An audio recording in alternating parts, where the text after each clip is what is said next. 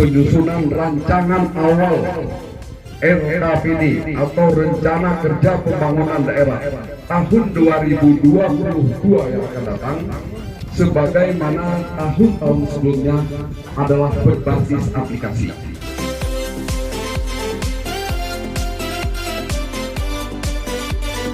Melalui musrembang ini diharapkan dapat diinventarisir dan dirumuskan permasalahan pembangunan, sekaligus alternatif pemecahan yang wujud konkretnya berupa program kegiatan yang mampu mengoptimalkan pemanfaatan potensi dan menjawab permasalahan mendesak di tahun 2022.